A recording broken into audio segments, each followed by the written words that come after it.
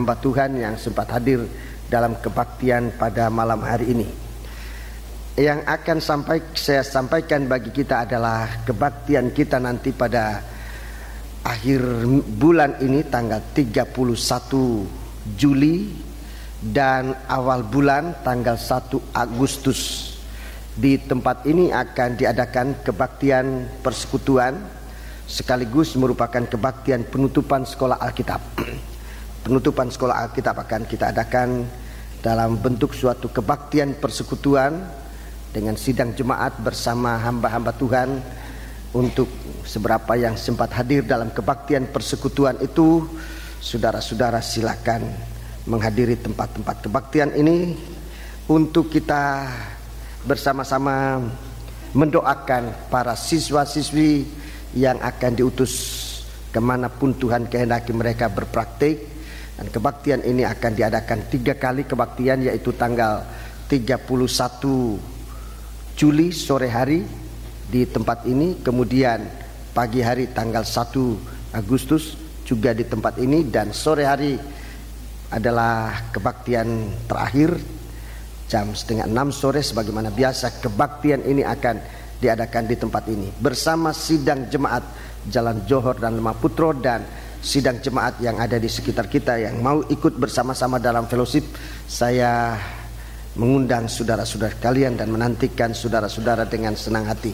Begitu juga rekan-rekan hamba Tuhan yang mau datang, silakan datang dalam kebaktian ini agar kita mengadakan suatu kebaktian persekutuan dan mendoakan hamba-hamba Tuhan yang akan dikirim ke tempat manapun mereka akan berpraktik. Kemudian saudaraku, bersamaan dengan itu, bersamaan dengan hari kebaktian persekutuan ini, saudara-saudaraku, sebelumnya adalah tanggal 30 Juli. Saya juga mengharapkan rekan-rekan hamba Tuhan bisa datang bersama kami. Tentunya surat undangan akan dikirimkan, tapi dengan waktu yang sangat singkat ini takutnya surat undangan saudara tidak terima. Maka kami juga memohon saudara-saudara bisa hadir bersama kami mendoakan anak kami yang akan menikah pada tanggal 30 Juli yang akan datang di tempat ini. Jam sore hari jam 5 di tempat ini akan diadakan pemberkatan nikah.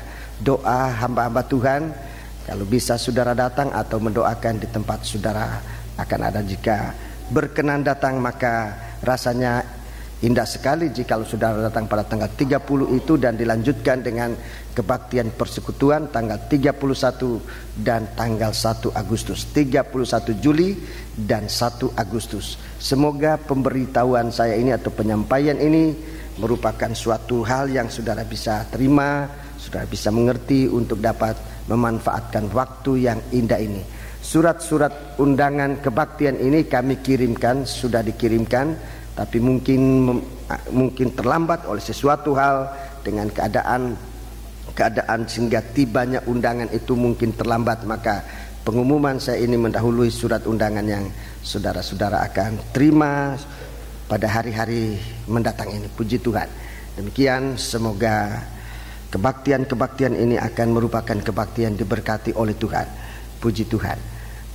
Kepada sidang jemaat juga saya mohon dukungan doa supaya tugas saudara selama beberapa bulan ini dalam ikut membina, membiayai dan mendoakan terlaksananya pendidikan hamba-hamba Tuhan ini dalam sekolah Alkitab yang diadakan di sini. Maka doakanlah supaya sampai dengan selesainya kita benar-benar sudah dipercayakan oleh Tuhan untuk mengerjakan pekerjaan yang mulia ini, untuk mendidik hamba-hamba Tuhan dan kemudian mengirim ke tempat mereka berpraktik sesuai dengan panggilan Tuhan. Puji Tuhan. Demikian penyampaian saya, dan sekarang mari kita akan masuk dalam Wahyu Fatsal yang ke-7. Wahyu Fatsal yang ke-7. Wahyu Fatsal yang ke-7, saudara-saudaraku, merupakan isi dari tabut perjanjian. Salah satu isi dari tabut perjanjian yaitu buli-buli emas yang berisi mana. Buli-buli emas yang berisi mana. Dalam kesempatan yang lalu kita sudah mendengarkan bahwa semua ini merupakan bahagian yang sangat penting di dalam tubuh mempelai wanita Kristus. Di dalam 2 Korintus pasal 4 ayat 4, saudara-saudaraku, maka apa yang menjadi isi dari buli-buli emas ini? 2 Korintus 4 ayat 4 sampai dengan ayat yang ke-7, saudara-saudaraku, di sana jelas disebutkan isi dari buli-buli ini adalah terang Injil tentang kemuliaan Kristus. Terang Injil tentang kemuliaan Kristus, dan ini bicara tentang berita mempelai yang sedang kita dengar di hari-hari ini. Buli-buli emas buli-buli zaman Israel itu buli-buli tanah berisi mana, menjadi peringatan, saudara-saudaraku, menjadi peringatan untuk benih Israel yang masuk ke tanah Kanaan, bahwa Tuhan sudah memelihara bangsa Israel, nenek moyang mereka, selama 40 tahun di padang belantara. Tapi sekarang kita berada pada zaman gereja, buli-buli itu berisi dengan firman Allah, firman mempelai yang semakin jelas di hari-hari ini. Buli-buli itu adalah kehidupan kita, juga diisi oleh Tuhan dengan Roh El Kudus. Dengan demikian kita melihat bahwa bagaimana Tuhan memperhatikan sidang jemaat di hari-hari ini. Ayat 1 sampai dengan ayat yang ke-8. Ayat 1 sampai dengan ayat yang ke-8, 144.000 keturunan Israel. Semua dari suku keturunan Israel dimeteraikan, merupakan inti dari mempelai wanita. 144.000 inti dari mempelai wanita dimeteraikan di atas dahi mereka dengan meterai Allah, dan suatu perbuatan Allah yang sangat ajaib, didahului dengan suasana keheningan di mana angin tidak bertiup, semua dalam keadaan diam. Kemudian ayat 9 sampai dengan ayat 17. Ayat 9 sampai dengan ayat 17. Segala bangsa, suku, kaum dan bahasa. Segala bangsa, suku, kaum dan bahasa. Ini saudara-saudaraku melengkapi tubuh Kristus ini, sehingga tubuh Kristus ini terdiri dari baik orang Israel maupun kita bangsa yang bukan dari bangsa Israel, turut masuk di dalam kesatuan tubuh Kristus. Saudara-saudaraku, di dalam bahagian ini kita melihat bagaimana Tuhan membentuk tubuh Kristus ini dengan cara Allah sendiri. Ada 2 poin yang penting disebutkan dalam bahagian-bahagian ini.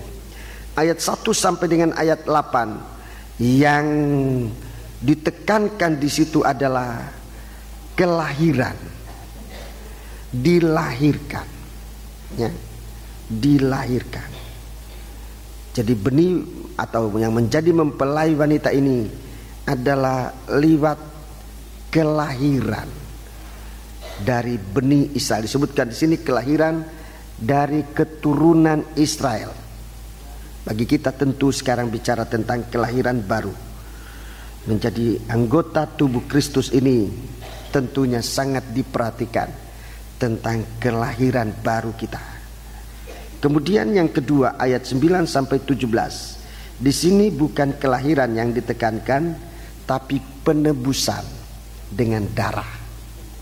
Penebusan dengan darah yang membasuh, mencuci jubah mereka dan membuatnya putih di dalam darah anak domba.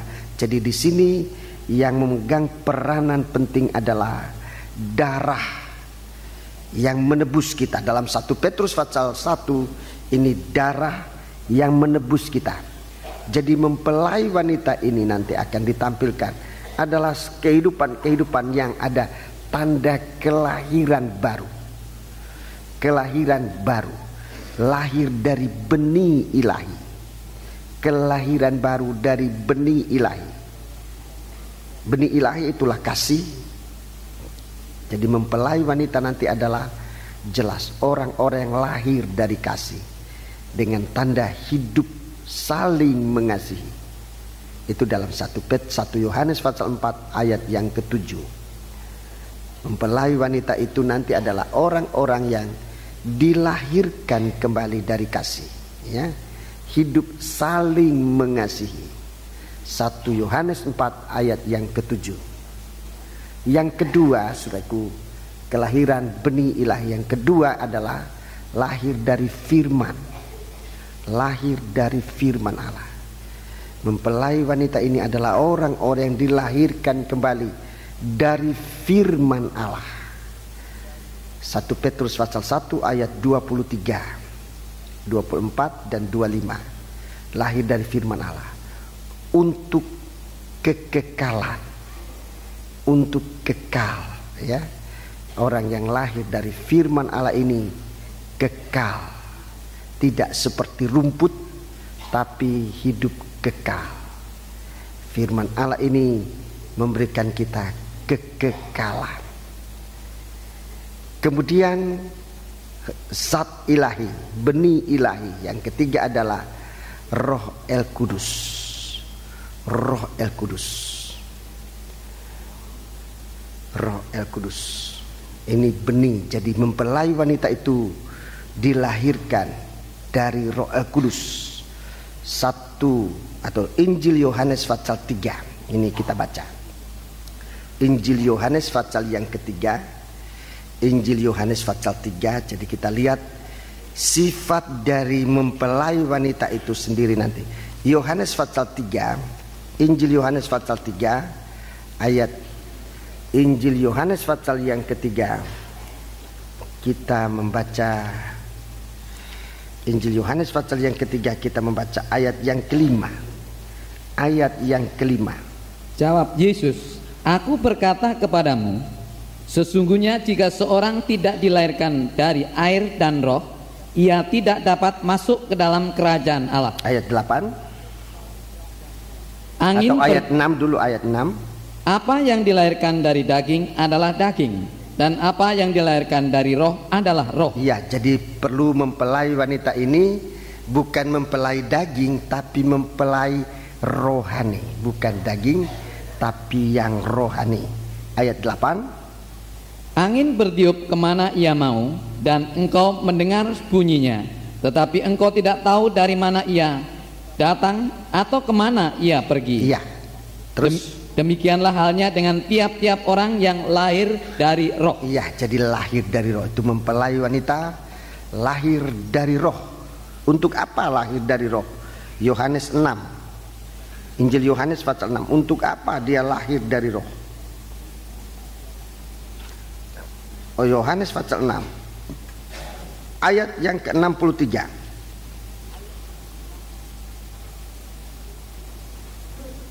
Rohlah yang memberi hidup. Ya, rohlah memberi hidup.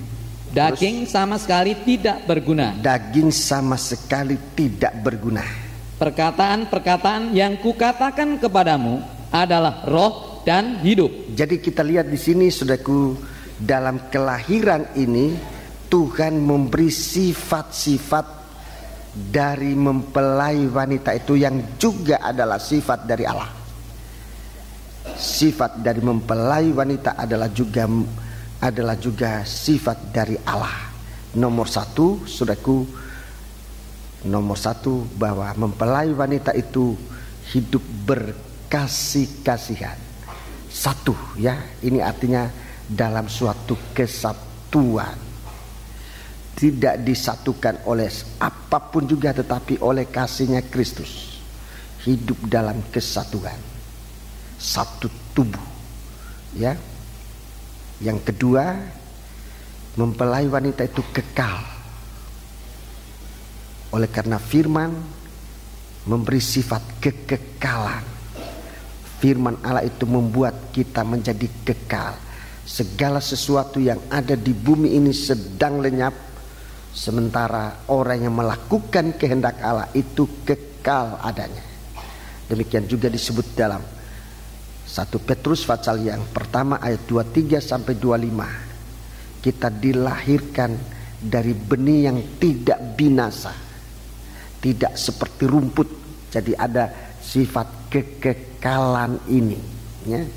Yang ketiga, bahwa mempelai wanita itu hidup oleh karena roh. Roh itu memberi kehidupan, firman itu memberi kekekalan, kasih itu memberi kita kesatuan roh. Itu kasih Allah. Jadi inilah sifat dari mempelai. Dari kelahiran, saudara-saudaraku, kita memiliki sifat ilahi. Jadi mempelai wanita itu perlu memiliki kelahiran kembali. Kemudian dengan darah, ya, dengan darah anak domba membasuh kita, menyucikan kita, memberikan kita nilai kehidupan yang sama dengan nilai dari Kristus Yesus. Tidak bisa dinilai oleh dunia ini. Allah memberikan kita nilai, kualitas. Dengan harga yang Tuhan berikan kepada kita, itulah darah, memberikan kita kualitas. Jadi mempelai wanita itu sangat mahal harganya. Tidak dapat dibeli dengan uang, tetapi hanya dengan darah. Dan Tuhan membeli mempelainya dengan darahnya, sehingga begitu kuat, begitu berkualitas.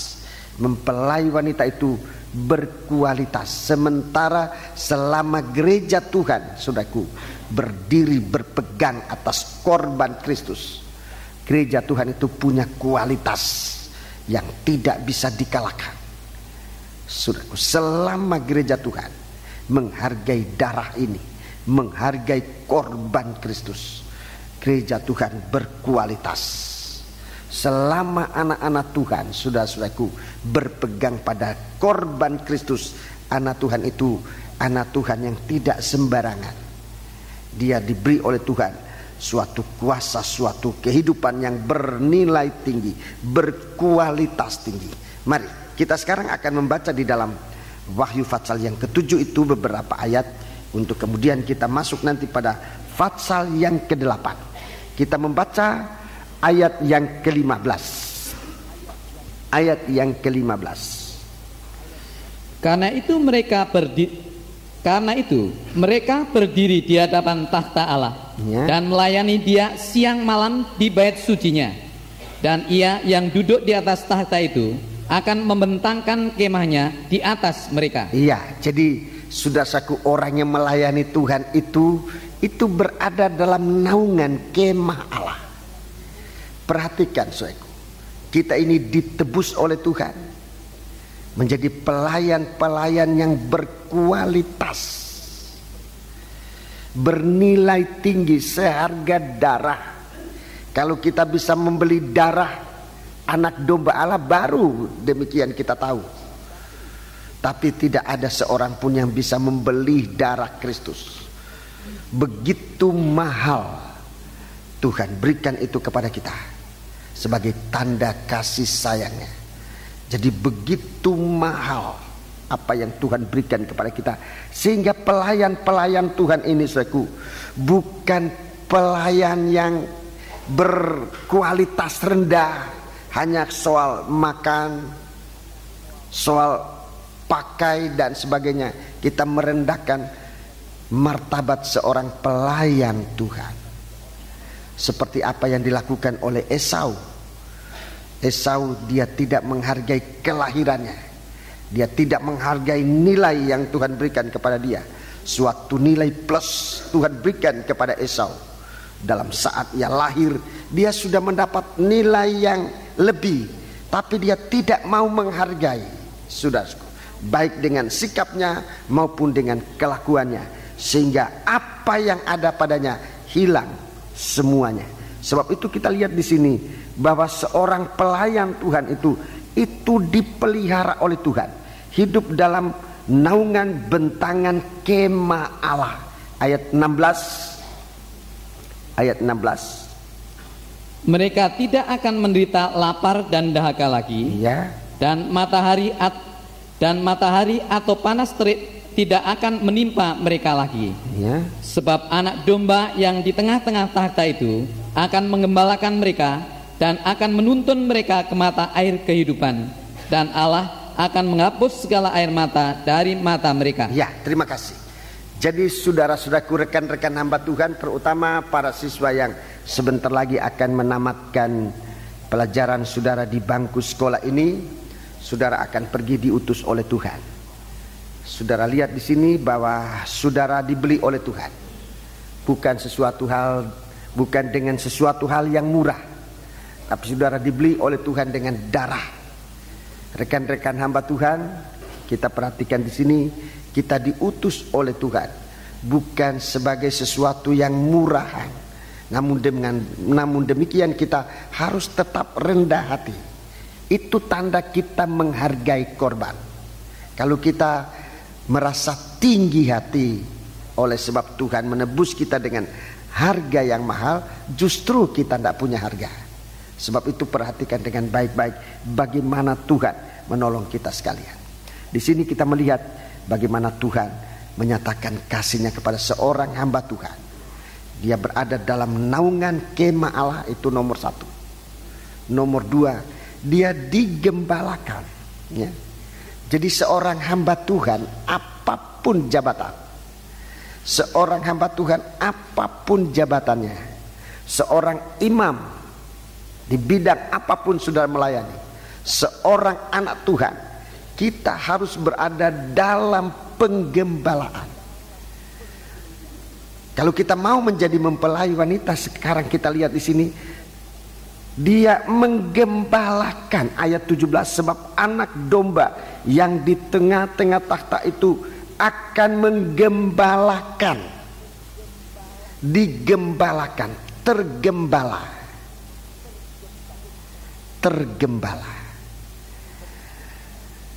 Dan Allah akan menghapus segala air mata dari mata mereka. Saudaraku, tidak begitu saja Tuhan membentuk kita menjadi anak-anak Tuhan, menjadi hamba Tuhan. Perhatikan di sini nomor 1, bagaimana kemah itu dibentangkan. Dalam kesempatan Biston saya sempat menerangkan sedikit tentang kemah ini, tentang kemah dibentangkan. Perkataan kemah dibentangkan itu mengandung arti kita mendapat kesempatan untuk memiliki kemah atau tenda-tenda ini. Dalam kitab Nabi Yesaya, sudah kitab Nabi Yesaya, itu kemah, itu tenda itu memang dibentangkan seluas-luasnya, saudaraku. Dalam kitab Nabi Yesaya disebutkan dengan demikian. Kita membaca kitab Nabi Yesaya itu, saudaraku. Memang kemah itu dibentangkan supaya kita hidup benar-benar dalam pemeliharaan Tuhan. Coba dalam kitab Nabi Yesaya pasal yang ke-54. Kitab Nabi Yesaya pasal 54 ini sudah dinubuatkan. Kemudian saudaraku dalam kitab Wahyu diulangi lagi untuk mengalami suatu kegenapan. Ini bicara nanti ini menyangkut tentang mempelai wanita ini, ya. Ayat yang kedua, 54 ayat yang kedua. Lapangkanlah tempat kemahmu. Lapangkanlah tempat kemahmu. Dan bentangkanlah tenda tempat kediamanmu. Ya, lapangkanlah, bentangkanlah tenda tempat kediamanmu. Janganlah menghematnya. Ya. Panjangkanlah tali-tali kemahmu. Panjangkanlah tali-tali kemahmu. Dan pancangkanlah kokoh-kokoh patok-patokmu. Iya, terima kasih. Jadi ini saudaraku gerakan dari mempelai wanita ini. Kalau dalam kitab Wahyu dikatakan ia akan membentangkan, ya, ayat 15.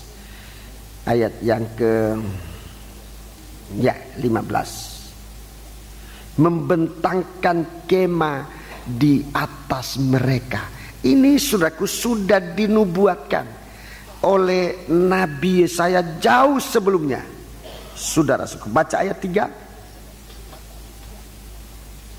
Sebab engkau akan mengembang ke kanan dan ke kiri, keturunanmu akan memperoleh tempat bangsa-bangsa, dan akan mendiami kota-kota yang sunyi. 4. Janganlah takut, sebab engkau tidak akan mendapat malu, dan janganlah merasa malu, sebab engkau tidak akan tersipu-sipu. Sebab engkau akan melupakan malu keremajaanmu, dan tidak akan mengingat lagi aib kejanaanmu. Ayat 5. Perhatikan. Sebab yang menjadi suamimu ialah Dia yang menjadikan engkau. Tuhan semesta alam namanya. Yang menjadi penebusmu ialah Yang Maha Kudus Allah Israel. Ia disebut Allah seluruh bumi. Iya, terima kasih. Saudara bisa baca selanjutnya, sudah akan menjadi mengerti saudaraku, bahwa apa yang dimaksud dengan perkataan tenda atau kemah dibentangkan ini tidak lain bicara tentang pembentukan tubuh Kristus mempelai wanita di akhir zaman. Saudaraku, akan mencapai bukan berhenti kepada bangsa Israel, tapi dalam ayat 3 memperoleh tempat pada bangsa-bangsa. Jadi berita ini akan disampaikan ke mana-mana, saudara-saudaraku. Berita di mana tenda atau kemah Allah ini dibentangkan. Saudara-saudaraku, ini bicara tentang bagaimana pengembangan pengajaran mempelai ini bagaikan tenda yang dibentangkan, bagaikan tempat, bagaikan kemah yang dilapangkan, tenda yang dibentangkan sampai mencapai bangsa kafir. Saudara-saudaraku, kemah itu bicara tentang iman. Kemah itu bicara tentang iman. Pengajaran tentang iman ini, itu tenda pertama. Tenda kedua bicara tentang kesucian. Tenda ketiga bicara tentang kasih. Ini berita yang saudaraku, berita yang diemban oleh setiap anak-anak Tuhan yang mengalami kelahiran baru dan yang mengalami penebusan Tuhan. Pemberitaan kita jangan asal pidato, tetapi biar pemberitaan yang kita emban itu saudaraku mengandung iman. Orang yang mendengar itu bisa percaya. Orang yang menerima pemberitaan itu bukan hanya bisa percaya, tetapi bisa disucikan untuk menjadi satu kesatuan yang disebut mempelai wanita. Ini kerinduan Tuhan. Jadi kalau kita ini dalam Wahyu Fatsal yang ke-7 itu, kehidupan kita dibentuk untuk menjadi mempelai wanita, saudara-saudaraku, maka kita menerima pembentangan tenda. Artinya kita harus disalut oleh Tuhan untuk memiliki iman yang benar. Untuk hidup dalam kesucian, itu hidup dalam tenda, hidup dalam kesucian. Hidup dalam tenda itu hidup dalam kesucian, untuk menjadi satu berkasih-kasihan seperti anggota tubuh Kristus. Tidak ada anggota tubuh yang saling membenci. Jadi demikian Tuhan membentangkan tenda ini, tidak berhenti sampai kepada bangsa Israel, keturunan Israel, tapi sampai kepada bangsa kafir dengan cara pembelian, penebusan dengan darah, saudara-saudaraku.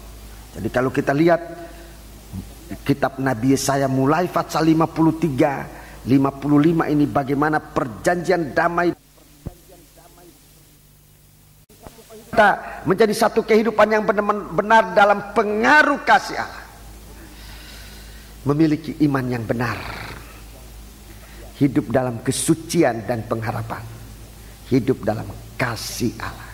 Saudaraku, kita lihat di sini Tuhan sedang menaungi umatnya. Kalau tenda ini sedang dibentangkan, maka kita akan melihat begitu Tuhan nanti nampak bahwa dalam sidang jemaat ada tenda ini, ada iman.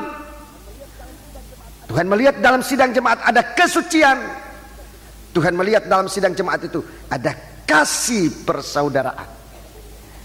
Itu berarti kita sedang diarahkan untuk dibentuk menjadi tubuhnya. Ada kasih persaudaraan. Dalam Efesus pasal 4 disebutkan demikian, saudaraku. Efesus pasal 4. Jadi ini perkembangan dari kema-kema ini. Itu tidak lain bicara dengan dari pembentukan tubuh Kristus. Efesus pasal 4. Efesus pasal 4. Ayat yang kedua. Hendaklah kamu selalu rendah hati, lemah lembut dan sabar. Tunjukkanlah kasihmu dalam hal saling membantu. 3. Dan berusahalah memelihara kesatuan roh oleh ikatan damai sejahtera. Ya, terima kasih. Ini saudaraku, pembentangan kemah ini. Pembentangan tenda untuk melapangkan kemah Allah. Dibentuk menjadi satu bangunan yang disebutkan tubuh Kristus. Ayat 12. Ayat 11 dan 12. Dan ialah yang memberikan baik rasul-rasul maupun nabi-nabi, baik pemberita-pemberita Injil maupun gembala-gembala dan pengajar-pengajar, 12, untuk memperlengkapi orang-orang kudus bagi pekerjaan pelayanan, bagi pembangunan tubuh Kristus. Ya, bagi pembangunan tubuh Kristus. Jadi saudara-saudaraku, kita sampai kalau Tuhan melihat di dalam gereja Tuhan ada iman, ada kesucian dan kesatuan. Ini kesatuan roh. Kesatuan roh. Dan Tuhan akan memberikan dirinya untuk melindungi gereja Tuhan. Memberikan dirinya untuk melindungi gereja Tuhan. Begitu Tuhan melihat iman itu tenda pertama, kesucian itu tenda kedua, kemudian kasih itu tenda ketiga, maka pasti tenda yang keempat. Itulah bebas dari hukuman Allah. Tuhan melindungi ini. 3 perkara yang ada di dalam gereja Tuhan: iman, kesucian, dan kasih Allah. Kesatuan roh dalam kasih, dalam saling membantu. Jadi kita perhatikan dalam hidup kita bersama, saudara-saudaraku, dan kita tidak mempunyai kekuatan sendiri untuk masuk menjadi anggota tubuh Kristus. Kita tidak mempunyai kekuatan sendiri. Asal kita saja mau menerima kemurahan Tuhan, menerima iman yang Tuhan berikan kepada kita, hidup dalam kesucian dan dalam kesatuan ini. Semua itu adalah pemberian Tuhan bagi sidang jemaat. Kita bahagia, saudaraku, kalau kita berada dalam jemaat semacam itu. Jemaat yang beriman, jemaat yang disucikan, jemaat yang disatukan oleh kasih Allah. Saudara-saudaraku, dalam kita disatukan oleh kasih Allah, banyak kali dunia membenci kita. Dan itu tidak berarti, saudara-saudaraku, bahwa kalau dunia membenci kita lalu kita tidak hidup dalam kasih Allah. Ini kita harus mengerti ini, saudaraku. Dunia memang membenci kita. Siapa ini dunia? Orang yang berpikiran daging. Ini bisa saja membenci kita, sudah. Tapi kalau dunia membenci kita, bukan berarti bahwa kita bukan milik Tuhan. Justru di saat kita dibenci oleh dunia ini, di saat itu kita bisa mengerti bagaimana Allah sedang mengasihi kita. Jadi biarlah kita hidup dalam kasih Allah ini. Kita menuju dalam ayat yang ke-15. Tolong baca ayat yang ke-15. Efesus 4 ayat 15. Tetapi dengan teguh berpegang kepada kebenaran di dalam kasih, kita bertumbuh di dalam segala hal ke arah Dia, Kristus yang adalah kepala. Iya, terima kasih. Jadi dalam pengembangan tenda Allah, Tuhan mengembangkan kemahnya di atas kehidupan kita. Ini berarti kita menjadi mempelai wanita. Menjadi mempelai wanita.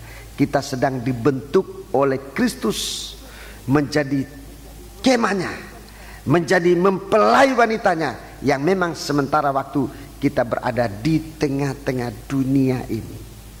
Saudara-saudaraku, dalam Wahyu pasal 21 kemah ini sudah disebutkan mempelai wanita.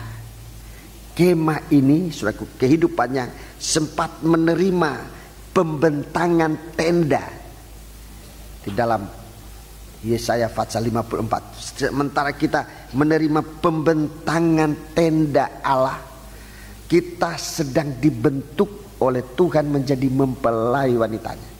Wahyu pasal 21 itu lebih jelas, saudaraku, bahwa orang yang hidup menerima pembentangan tenda ini disebut mempelai wanita.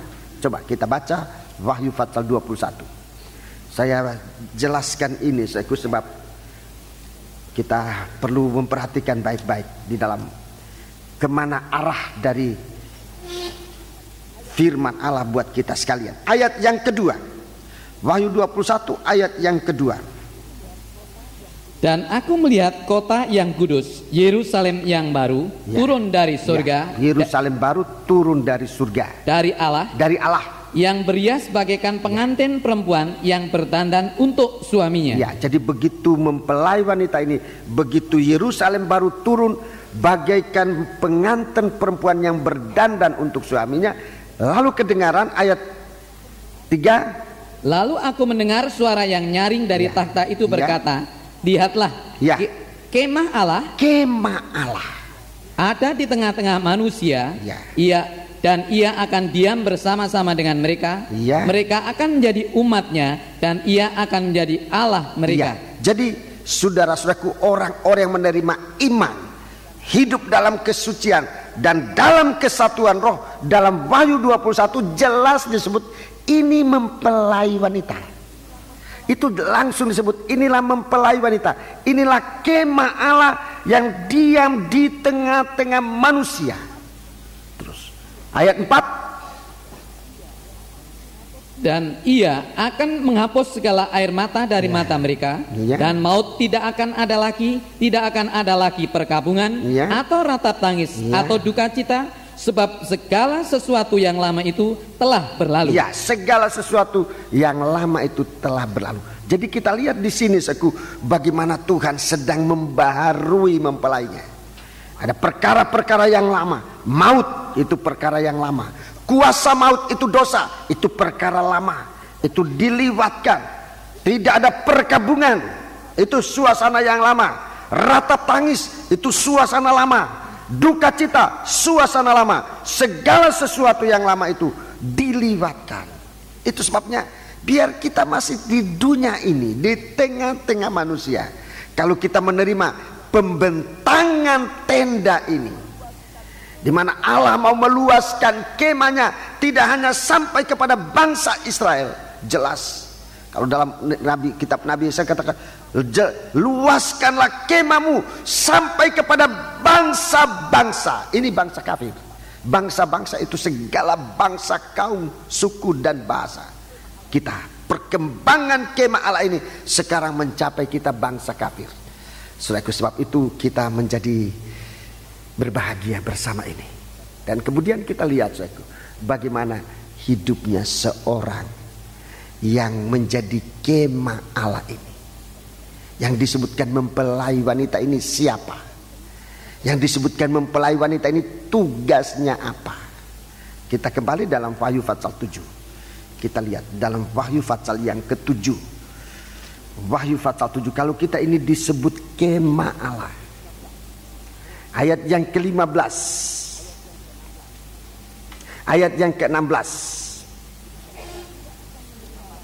Mereka tidak akan menderita lapar. 15, bukan 16, 15. Karena itu mereka berdiri di hadapan tahta Allah dan melayani Dia siang malam di bait sucinya. Melayani Dia di bait sucinya siang dan malam. Siang dan malam melayani Tuhan. Ini berarti seluruh kehidupan kita. Dalam Yohanes pasal yang ke-11, Injil Yohanes pasal yang ke-11, Injil Yohanes. Kita baca Injil Yohanes pasal yang ke-12, bukan pasal 11, pasal 12. Injil Yohanes pasal yang ke-12. Inilah orang yang melayani Tuhan, orang yang menerima jangkauan kemah Allah ini, saudaraku.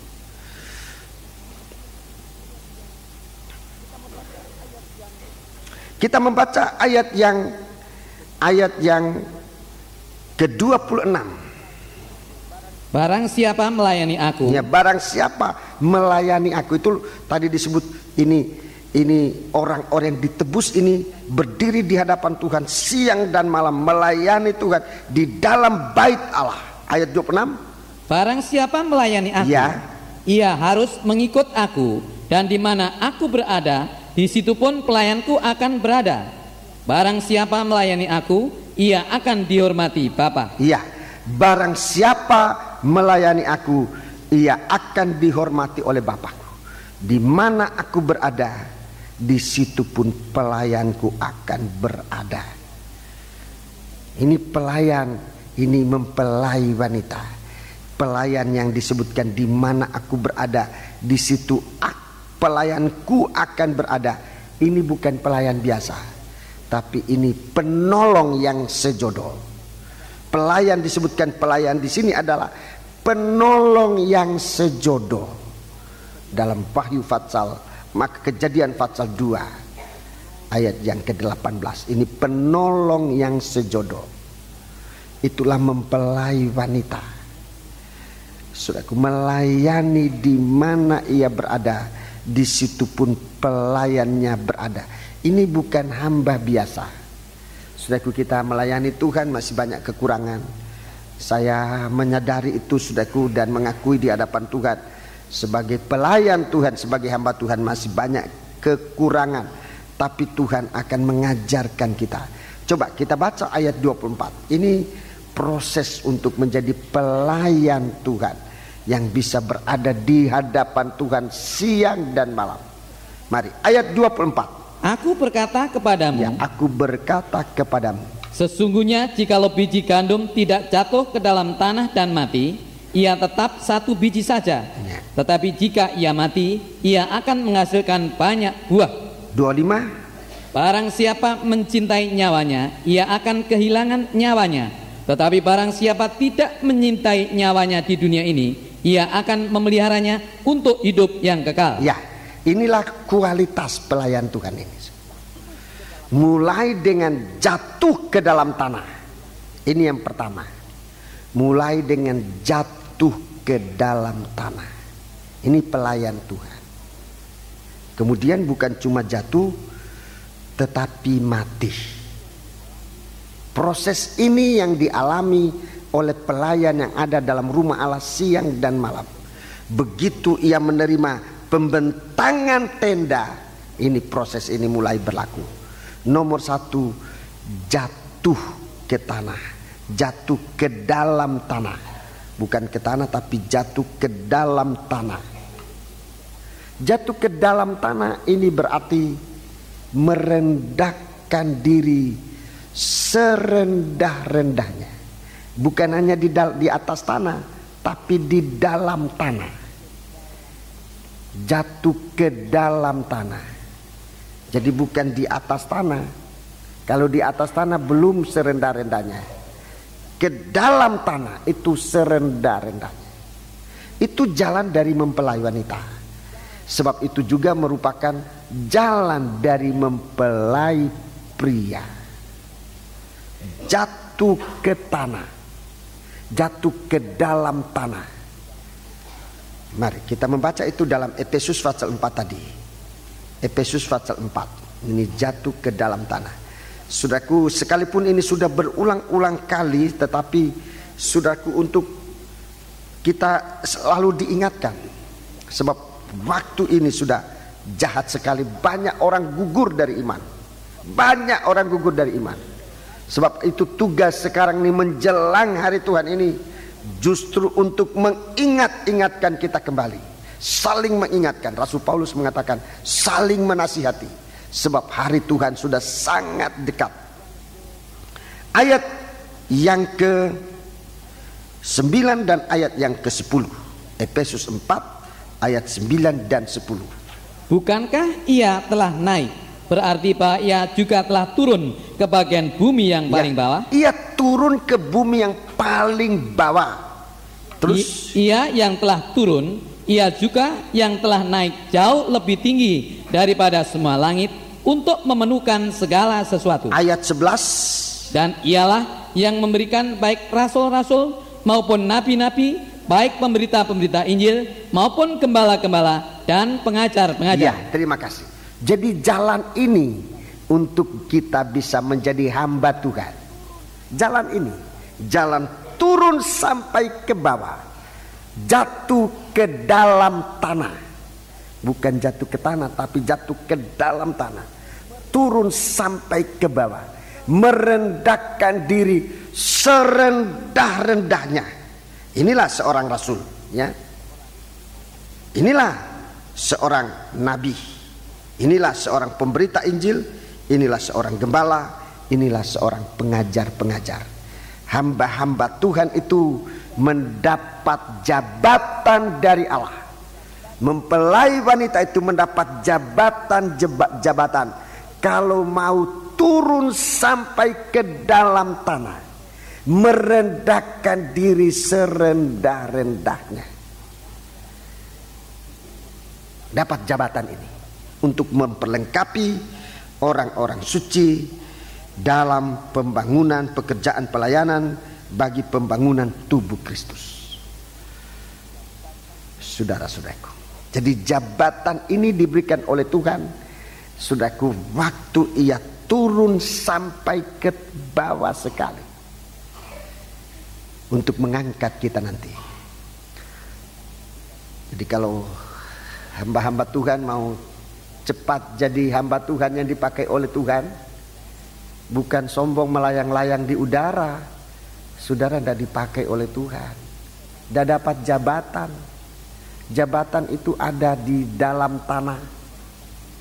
Kalau kita mau merendahkan diri serendah-rendahnya, di sana jabatan seorang gembala, di sana jabatan seorang penginjil, di sana jabatan seorang pengajar.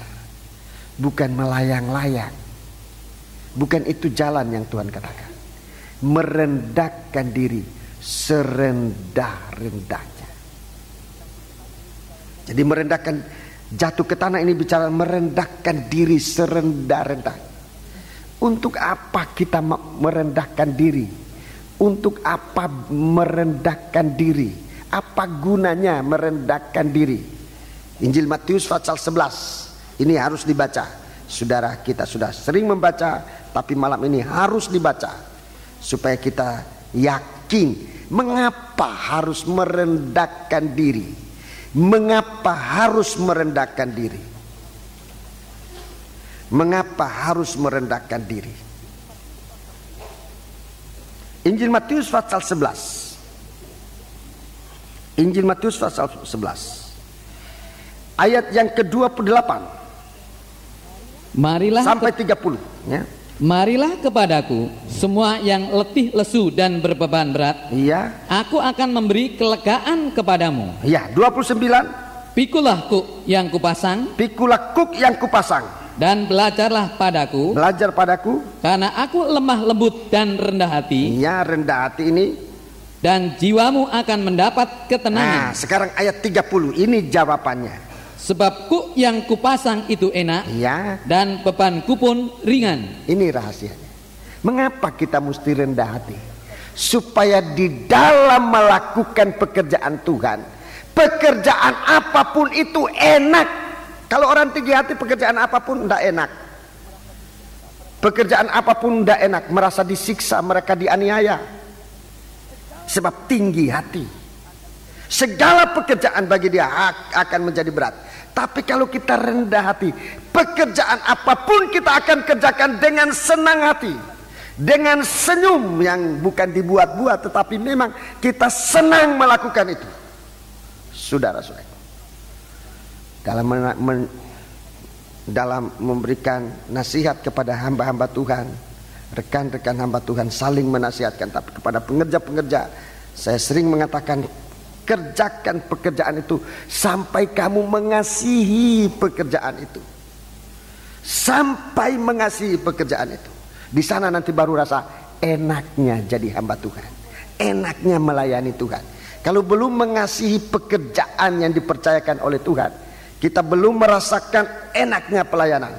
Dan pelayanan itu yang kita rasakan tidak enak itu, semuanya akan jadi berat. Tapi kalau pelayanan itu, kalau kerjaan itu kita kerjakan dengan rendah hati, pekerjaan apapun itu enak, pekerjaan itu akan menjadi ringan. Kalau walaupun pekerjaan itu kelihatannya sangat berat, tapi kalau kita kerjakan dengan rendah hati, pekerjaan itu enak rasanya dan ringan. Dipikul, beban itu jadi ringan. Di sini rahasia keberhasilan hamba-hamba Tuhan yang berhasil. Para siswa-siswi perhatikan, kalau saudara lihat ada hamba Tuhan yang berhasil dipakai oleh Tuhan, rahasianya di sini. Jatuh ke dalam tanah. Jatuh ke dalam tanah. Di sini letak kekuatan. Sampai kita mengasihi pekerjaan. Pekerjaan Allah seperti kita mengasihi Tuhan. Kita mengasihi pekerjaan Allah, mengasihi sidang jemaat. Di sana kita mengalami enaknya pelayanan. Di sana pekerjaan itu beban yang berat pun menjadi ringan. Nah, itu sebabnya tadi saya katakan mengapa Tuhan ajarkan kita merendahkan, menjatuhkan diri ke dalam tanah. Bukan untuk menipu kita, tapi itu cara yang Tuhan sudah alami. Sudah. Di sana suatu kekuatan yang kita bisa terima dari Allah, melayani pekerjaan apapun juga. Nanti kita sudah tidak milih-milih pekerjaan lagi. Sekarang ini kenapa terjadi banyak keributan dalam sidang jemaat? Kenapa banyak keributan? Sebab kita masih melihat pekerjaan itu ada yang enak, ada yang tidak enak. Yang enak diperebutkan, pasti itu. Yang enak pasti diperebutkan. Yang tidak enak, nah itu ditinggalkan. Semua ninggalkan yang tidak enak. Kalau saya bicara ini, saya sekali lagi sebelumnya saya mohon maaf, saya tidak bermaksud untuk meninggikan diri. Saya bukan itu maksud saya, tapi mau menjelaskan pengalaman saya dalam bekerja, mulai dari pekerjaan jasmani, saudara saya. Kalau saya lihat, saya waktu masih pengerja lihat ada pekerjaan, banyak kali kami dibagi-bagikan tugas. Wah, kalau tugas itu kelihatan enak, kelihatan bisa menampilkan kita dalam keadaan yang baik, itu banyak kali dikeroyok oleh teman-teman. Dan saya sejak dulu sudah ambil hati, kalau ada pekerjaan dikeroyok orang, biar aja orang, aku mundur. Kalau ada yang orang tidak suka, itu saya punya itu. Kalau orang sudah tidak suka, itulah saya punya. Pasti tidak enak itu, pasti nggak enak. Tapi di situ saya banyak diajar oleh Tuhan. Sekali lagi, kalau saya saksi ini, bukan untuk membanggakan diri, tetapi itu saya sudah alami. Waktu dulu kami praktek di kota Surabaya ini, saya pengerja di kota Surabaya, dan waktu itu banyak tempat-tempat kebaktian. Nah, kami mulai diarahkan untuk praktek di wake meeting, di kebaktian kampung waktu itu. Nah, sudah kalau ada kebaktian yang agak besar, wah teman-teman suka di sana. Yang orangnya, wah pokoknya yang bagus-bagus lah. Teman-teman ke sana. Kalau saya kalau ada yang nenek-nenek, orang-orang miskin, sedikit pula, tidak ada yang suka. Saya di situ, saya pilih itu. Tetapi saya lihat bagaimana oma-oma orang miskin yang itu kalau doa, mereka tidak banyak macam-macam. Itu pengalaman saya. Dengarkan baik-baik. Itu pengalaman saya. Mereka tidak macam-macam, tidak banyak minta bantuan doa mereka itu. Kalau dalam kebaktian kita sedikit sekali, hampir tidak ada permintaan minta didoakan, hampir tidak ada. Yang mereka malah berdoa. Mereka kan doanya ada panjang-panjang. Tuhan tolong Cuk Pong, tolong Bro Pong, tolong Pendeta Pong. Itu aja doanya. Doa mereka singkat, tapi saya sangat merasakan kekuatan itu. Sejak dulu. Doa nenek-nenek itu. Jemaat kami di Jalan Jalak, dulu namanya Jalan Jalak itu kurang lebih 12 orang, 10 orang, itu nenek-nenek semua itu. Tapi setianya bukan main. Kalau datang itu nyanyi. Waktu saya di Minahasa juga begitu. Itu orang-orang tua. Mereka berdoa. Mereka itu hampir tidak ada permintaan. Orang-orang tua itu hampir tidak ada permintaan, tidak ada masalah mereka itu. Itu kekuatan dalam sidang jemaat. Seringkali kita tidak melihat itu. Mereka itu berdoa. Maafkan, kita yang merasa kuat ini justru banyak kali punya masalah banyak sekali. Sehingga dalam ibadah kita tidak kita mempersembahkan persembahan kepada Tuhan, tapi kita hanya banyak meminta dari Tuhan. Nah ini, merendahkan diri serendah-rendah. Kalau saya bicara ini, saya tidak anti saudara minta bantuan doa, boleh silahkan, bebas. Lain kali karena sudah tidak sempat meminta lagi, saya bilang siapa ada keperluan kepada Tuhan, sebut aja di hatimu. Dalam doa ini kita akan doakan bersama. Perlu boleh, tetapi dengan kerendahan hati.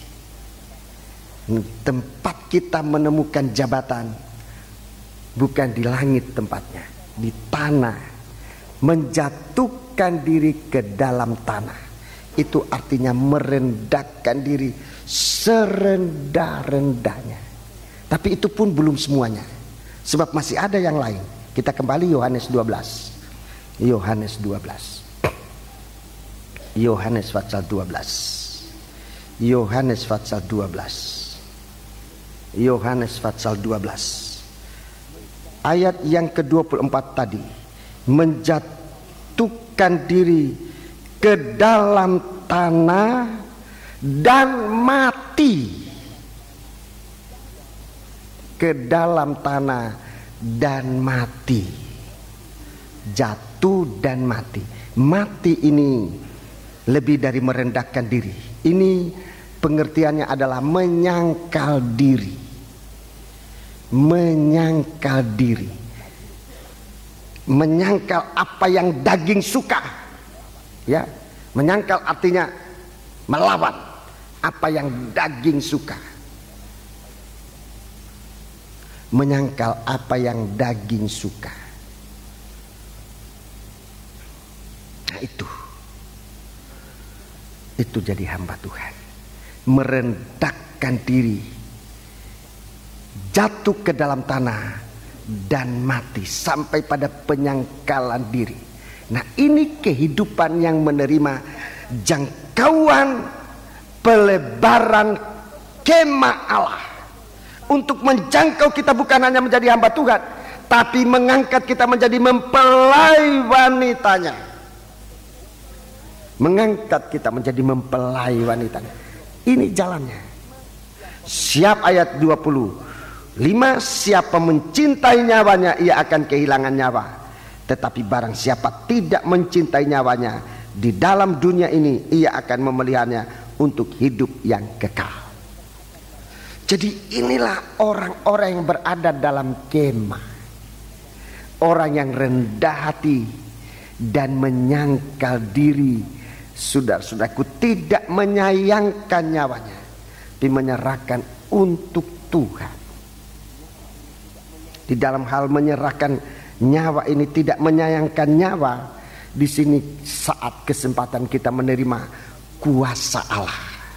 Dalam Wahyu pasal 12, Wahyu pasal 12 ayat 11, orang semacam ini yang menerima kuasa Allah. Orang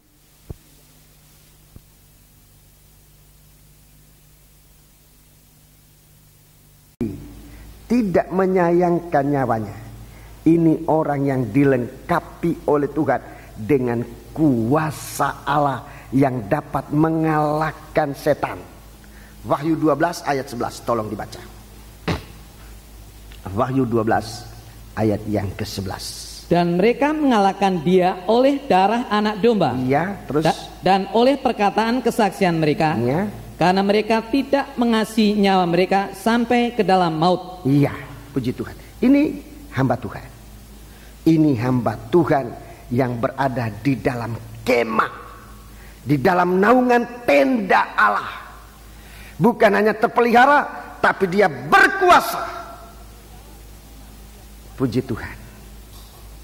Kalau kita mau ikutkan cara Allah bekerja, kita benar-benar dapat pemeliharaan Tuhan. Di dalam segala sesuatu, Tuhan menyertai kita sekalian. Kita kembali Wahyu 7. Wahyu pasal 7 tadi.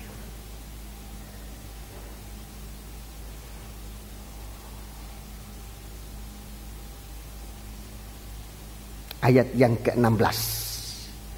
Ayat yang ke-16. Mereka tidak akan menderita lapar dan dahaga lagi, dan matahari atau panas terik tidak akan menimpa mereka lagi. Iya, terima kasih. Ini kuasa. Ini kuasa. Daging tidak berkuasa atas kita. Sebelum kita dapat mengalahkan setan, seperti Wahyu 12 ayat 1 ya. Ayat 11 tadi. Sebelum kita dapat mengalahkan setan itu, nomor satu, kita harus dapat menguasai diri, mengalahkan daging ini. Mereka tidak akan menderita lapar dan dahaga lagi. Ini bukan cuma berarti tidak berkekurangan. Ini bukan cuma tidak berkekurangan. Pengertiannya di sini, mereka tidak menderita lapar dan dahaga lagi. Itu artinya daging tidak menguasai lagi. Daging itu tidak menguasai kita lagi. Kita dipelihara oleh Tuhan, saudara-saudaraku, bukan dari makanan dan minuman yang kita peroleh dari dunia ini, roti yang kita makan dari dunia ini, tapi kita dipelihara oleh Tuhan dari kuasa Allah. Ini yang mengalahkan setan.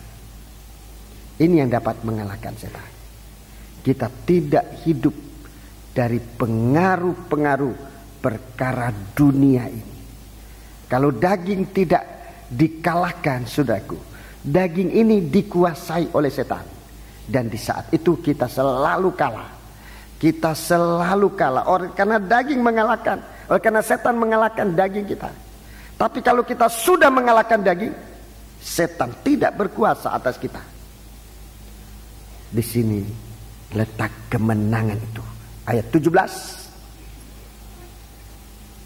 Sebab anak domba yang di tengah-tengah tahta itu akan mengembalakan mereka dan akan menuntun mereka ke mata air kehidupan, dan Allah akan menghapus segala air mata dari mata mereka. Ya, ini keadaan yang baru.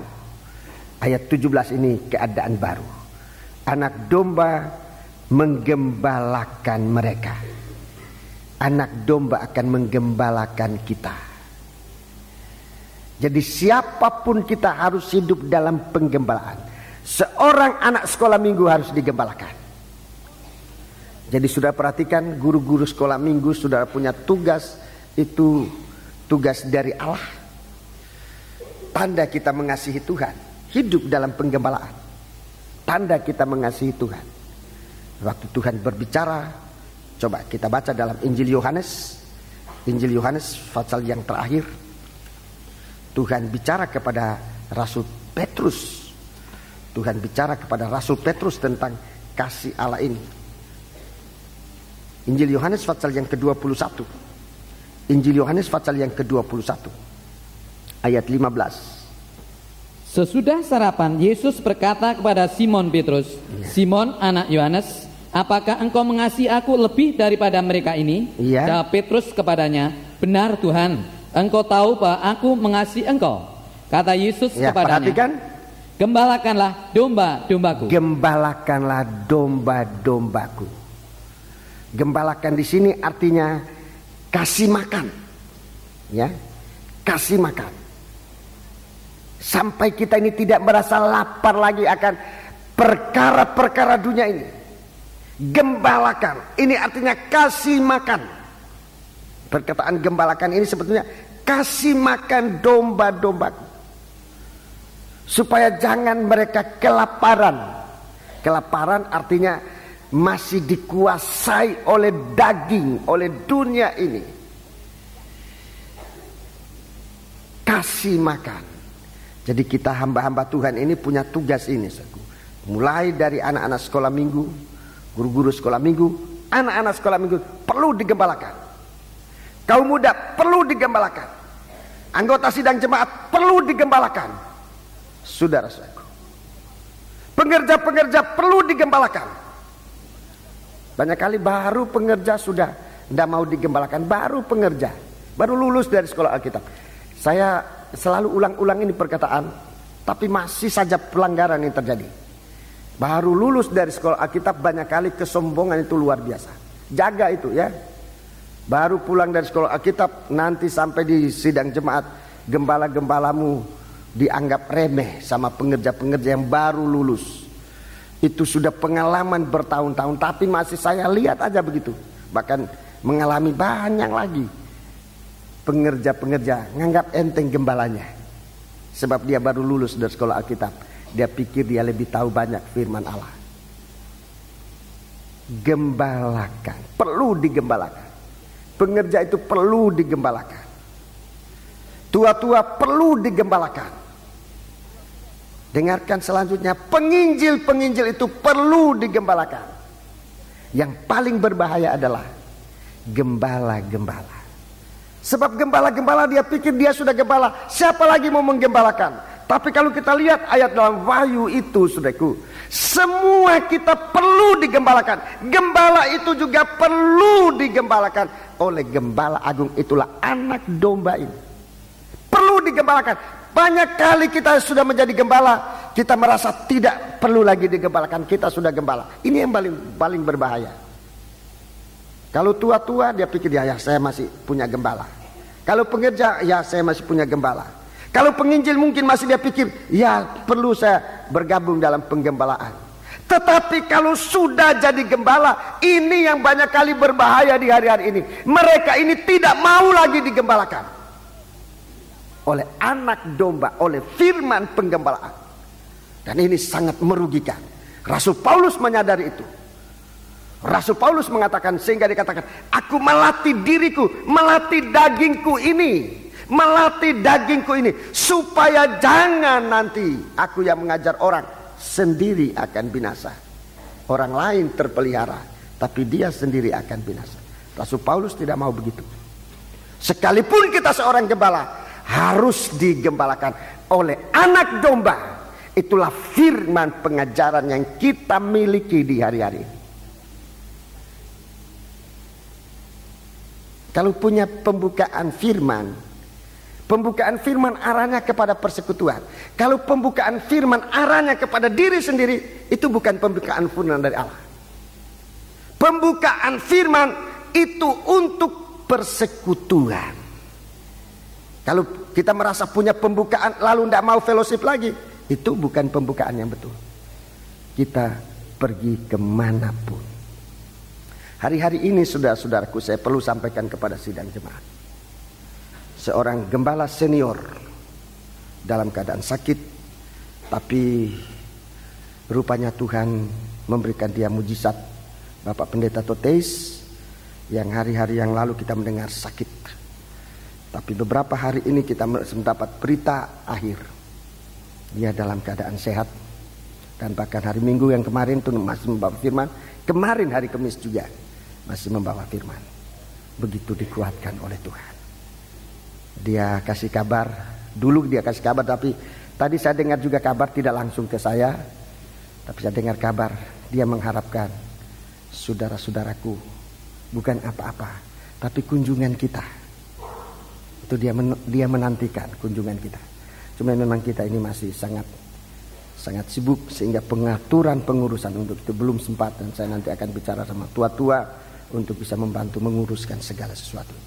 Dia merindukan kita ke sana, terutama saya. Dia akan menyampaikan apa perkataan saya tidak mengerti, tapi dia sangat merindukan.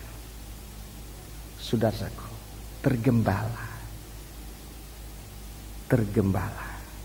Dia adalah seorang gembala yang sudah tua, dan pengajaran ini ada sama dia begitu banyak, saudaraku. Dan di hari-hari ini, hari tuanya, ingin menyampaikan perkataan-perkataan yang penting untuk penggembalaan buat kita sekalian.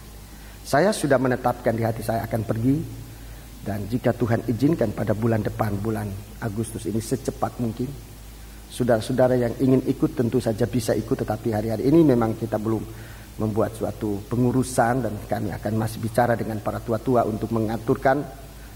Siapa yang mau ikut pun bisa, tentunya dengan biaya sendiri. Rekan-rekan hamba Tuhan juga kalau mau ikut boleh, tapi juga dengan biaya sendiri. Silakan, kita akan ke sana mendengarkan apa yang disampaikan oleh orang tua ini. Saya sangat merasa penting sekali. Dia ingin berbicara tentang sesuatu buat kita. Dan jika memungkinkan tua-tua, sedikitnya ada yang ikut. Dari BP juga sedikitnya banyak ikut. Ada yang ikut untuk sebab kita yang mengemban pengajaran ini di hari-hari ini menjelang hari Tuhan. Digembalakan, jangan tidak tergembala, jangan merasa ada pembukaan lalu untuk diri sendiri tidak lagi menghargai. Saya setelah mendengar ucapan itu yang dalam telepon itu, saya mendengarkan kesungguhan bicara itu, sudah hati saya betul-betul takut ke hadapan Tuhan. Seorang gembala harus tergembala oleh firman penggembalaan. Saya belum bisa bicara tentang firman penggembalaan ini, tapi dari ucapan-ucapan setiap kali kita dalam kebaktian, saudara akan mengetahui apa itu firman penggembalaan. Itu bukan pidato. Itu bukan pidato. Tetapi sesuatu yang memimpin kita, sesuatu yang membawa kita kepada air yang tenang. Wahyu pasal 21 itu. Jadi kita lihat di sini saudaraku, bahwa sampai 3 kali dalam Injil Yohanes ini, sampai 3 kali Tuhan bicara gembalakan, gembalakan, gembalakan. Ini penggembalaan. Ini penggembalaan penting, saudara-saudaraku. Sebab menyangkut kedatangan Tuhan, penggembalaan itu penting sekali. Ini pasal yang ke-7 itu menyangkut tubuh Kristus yang digembalakan, menyangkut kedatangan Tuhan. Bukan berarti tidak perlu penginjilan, ada penginjilan, ada sekolah Alkitab, tetapi semua itu di dalam penggembalaan firman. Jangan sekolah Alkitab tanpa penggembalaan. Jangan penginjilan tanpa penggembalaan. Saudara bisa jadi penginjil dalam penggembalaan. Bisa diizinkan oleh Tuhan, tidak salah. Saudara bisa jadi gembala dimanapun. Tapi kita satu dalam penggembalaan anak domba yang membawa kita ke mata air. Coba kita baca Wahyu pasal yang ke-7 itu saja. Supaya saudara tahu perkataan ini bukan dari saya sendiri, tapi dari firman Allah. Wahyu pasal 7. Wahyu pasal 7 ayat yang ke-17. Sebab anak domba yang di tengah-tengah tahta itu akan menggembalakan mereka. Akan menggembalakan mereka, akan menggembalakan kita. Terus dan akan menuntun mereka ke mata air kehidupan. Akan menuntun kita ke mata air kehidupan. Raja Daud mengatakan air yang jernih, air yang tenang sekali. Itulah air kehidupan. Saudara-saudaraku, ini jelas kita dibawa ke hadapan tahta Allah. Sebab di hadapan tahta Allah itu, dari situ sumber air kehidupan. Kita selalu dibawa oleh Tuhan kepada tahta Allah yang dimana air itu bersumber. Sebab itu aku sangat penting kita mengalami ini. Dari mana firman itu keluar? Dari mana firman itu keluar? Bersumber. Wahyu pasal yang ke-20. Wahyu pasal yang ke-22. Wahyu pasal yang ke-22 ayat 1. Wahyu pasal 22 ayat 1. Lalu ia menunjukkan kepadaku sungai air kehidupan. Ya, sungai air kehidupan. yang jernih bagaikan kristal dan mengalir keluar dari tahta Allah dan ke tahta anak domba itu. Jadi kita dibawa ke sana. Dalam penggembalaan itu kita jelas dibawa oleh Tuhan ke tahta Allah, ke tempat yang suci, ke tempat yang ada kehidupan. Mari saya akan tunjukkan bagaimana orang yang tidak tergembala. Dalam kitab Nabi Yehezkiel, satu kehidupan yang tidak tergembala. Saya bersyukur kepada Tuhan, saudara-saudaraku, bahwa kita oleh kemurahan Tuhan ditaruh oleh Tuhan dalam penggembalaannya. Berarti kita hidup bagi Dia. Kitab Nabi Yehezkiel, pasal yang ke-47. Kitab Nabi Yehezkiel pasal yang ke-47. Di rumah saudara baca ayat 1 sampai ayat 12. Ayat 1 sampai ayat yang ke-12. Ini air yang semakin mendalam, semakin mendalam.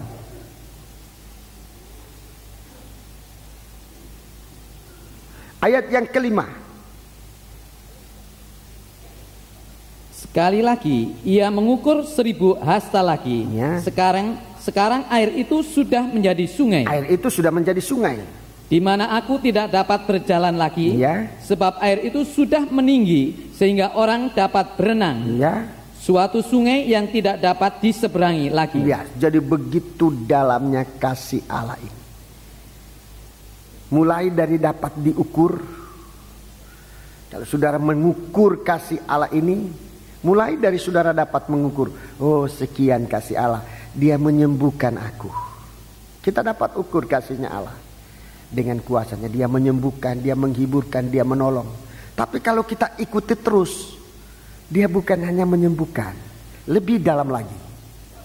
Kalau kita ikut terus, lebih dalam lagi, sampai nanti kita akan melihat tidak terukur lagi. Itulah penggembalaan. Mari kita lihat. Kita melihat, kita baca ayat yang ke-6. Ayat yang ke-6. Lalu ia berkata kepadaku, sudahkah engkau lihat, anak manusia? Kemudian ia membawa aku kembali menyusur tepi sungai. Menyusur sungai itu. Kita lihat. Dalam perjalanan pulang, sungguh sepanjang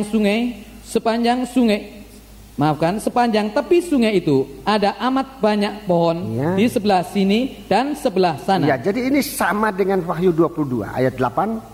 Ia berkata kepadaku, sungai ini mengalir menuju wilayah timur dan menurun ke Araba Yordan dan bermuara di Laut Asin, air yang mengandung banyak garam, dan air itu menjadi tawar.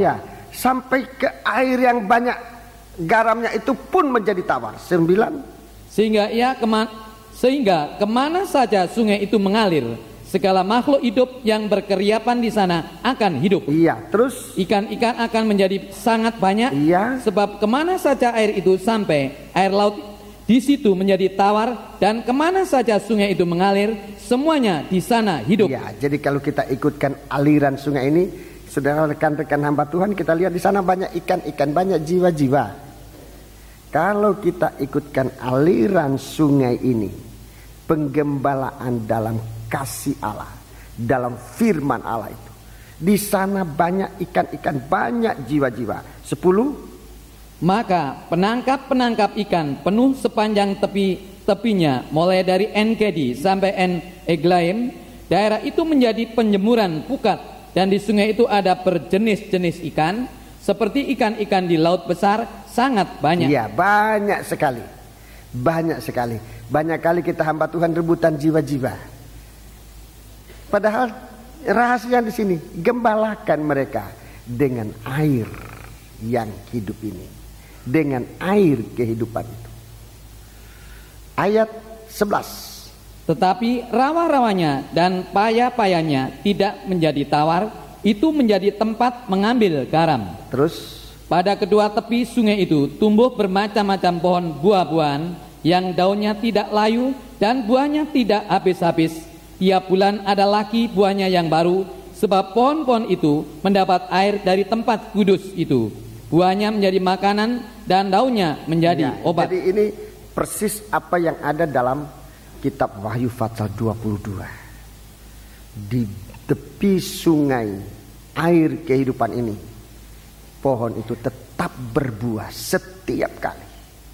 Saudaraku, kalau kita hidup dalam penggembalaan, kalau kita melayani dalam sistem penggembalaan, saudara-saudaraku, bagaikan aluran sungai ini tidak berkeputusan, itu menghasilkan buah-buah. Saudara-saudaraku, saya bersaksi dalam pelayanan beberapa tahun ini, beberapa tahun terakhir, dan sebelum almarhum Pendeta Indiono meninggalkan kita semua, saya sempat berbicara dengan beliau, dengan almarhum di Medan pada waktu itu, dan dia bicara tentang penggembalaan. Ini saya ingin sampaikan kepada rekan-rekan hamba Tuhan. Dia sampaikan kepada saya bagaimana sistem menyampaikan firman dalam penggembalaan, dan itu yang saya ikuti sampai sekarang. Sebelumnya di Manado saya sudah mempraktikkan itu, tetapi kemudian waktu di Medan dan almarhum bicara tentang firman penggembalaan, saya menjadi yakin dan saya tetap pegang sampai sekarang. Ini seperti pohon-pohon di tepi sungai itu terus berbuah. Kalau dipikir saya tiap hari berkhotbah, tiap hari berkhotbah. Kapanpun Tuhan mau saya berkhotbah, saya khotbah. Tapi apa yang saya lihat dalam firman penggembalaan ini, tidak pernah kehabisan bahan. Bagaikan pohon yang terus berbuah. Terus berbuah. Tiap hari saya berkhotbah. Kalau ada sekolah Alkitab, kalau mengajar berjam-jam, tidak habis bahan. Saya melihat sungai ini, saudaraku, begitu berkuasa untuk menumbuhkan kehidupan seseorang, untuk memberikan buah-buah tepat tiap waktu. Tidak pakai musim. Tidak pakai musim. Kalau kita mikirkan, saudaraku, bagaimana harus melayani jiwa-jiwa, melayani domba-domba, berkhotbah tiap hari. Saudara tidak bisa memikirkan bagaimana kita bisa mempersiapkan diri. Tetapi jalannya ini, saudaraku, ikutilah arus, ikutilah aliran sungai kehidupan ini. Letakkan diri dalam penggembalaan dan Tuhan akan memberikan kita buah-buah yang dapat kita gunakan untuk melayani Tuhan, dalam arti melayani sidang jemaat. Waktu beberapa bulan, atau bukan beberapa bulan, satu bulan atau tidak sampai 2 bulan kemudian Pendeta Indiono dipanggil Tuhan. Tapi dia sempat bicara kepada saya, tidak tahu apa kepada rekan-rekan hamba Tuhan yang lain dia bicara juga semacam saya atau tidak, saya juga tidak tahu. Tapi dia tunjukkan kepada saya, kamu dulu, saya pengerjanya Bapak Pendeta Indiono, dan dia katakan, kamu dulu lihat pelayanan saya. Setiap kali saya khotbah harus comot sana comot sini dan sangat membuat saya menderita. Setiap kali harus tidak tidur bermalam-malam, tidak tidur untuk mencari firman. Tapi dia katakan, setelah saya ikuti firman penggembalaan, saya sangat tertolong. Dan itu suatu wasiat yang dia tinggalkan kepadaku sebagai seorang hamba Tuhan. Dan saya pegang itu. Saya sungguh merasakan. Saudara lihat di sini ayat 11. Ini yang tadi saya katakan, yang tidak hidup dalam penggembalaan, tetapi rawa-rawanya dan paya-payanya tidak menjadi tawar. Itu menjadi tempat mengambil garam. Paya-paya, rawa-rawa, ini kehidupan yang tidak mengalir. Rawa itu air tidak mengalir. Tidak mengalir. Garam di sini mengingatkan kita tentang Sodom dan Gomora. Kehidupan yang tidak taat, tidak dengar-dengaran. Sodom dan Gomora, kehidupan berdosa, kehidupan yang tidak dengar-dengaran, disertai satu contoh adalah istri Lut menjadi tiang garam. Itu kehidupan yang tidak dengar-dengar, itu tidak tergembala, tidak ikut arusnya firman penggembalaan, tidak ikut arusnya aliran firman penggembalaan, dan benar-benar membuat penderitaan. Saya sampaikan ini tidak untuk mengancam saudaraku, tidak. Sama sekali Tuhan tahu hati saya. Tidak untuk mengancam sidang jemaat, hamba-hamba Tuhan, siapapun juga. Tapi saya berbicara sesuai dengan ayat ini. Rawa-rawa, payah-payahnya, itu air yang mengendap, yang tidak mengalir, tidak ikut kehendak Tuhan, di mana arus air kehidupan ini harus mengalir, memberikan kehidupan, menawarkan, memberikan air-air yang asin itu menjadi tawar, dan di sana ada kehidupan dan ikan-ikan yang berkelimpahan. Demikian saudaraku. Itu sebabnya jangan terpengaruh dengan kehidupan bagaikan rawa yang hanya lumpur. Dalam kitab Nabi Yeskiel, kitab Nabi Yesaya itu dikatakan satu kehidupan bangsa yang fasik. Saudaraku, itu rawa-rawa. Itu satu kehidupan yang tidak mengalir, tetapi hanya merupakan lumpur-lumpur, menimbulkan lumpur-lumpur yang mengerukan. Sebab itu mari, sidang jemaat ini harus tergembala. Sampai 3 kali Tuhan berbicara kepada Rasul Petrus, gembalakan dombaku, gembalakan dombaku, gembalakan dombaku. Sampai 3 kali.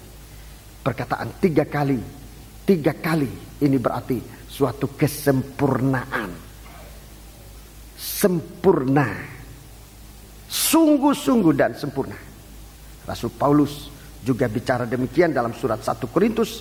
Kita baca 2 Korintus pasal 13. 2 Korintus pasal 13. 2 Korintus pasal 13. 2 Korintus pasal 13. Kalau 3 kali Tuhan bicara itu menetapkan, memberikan kesungguhan.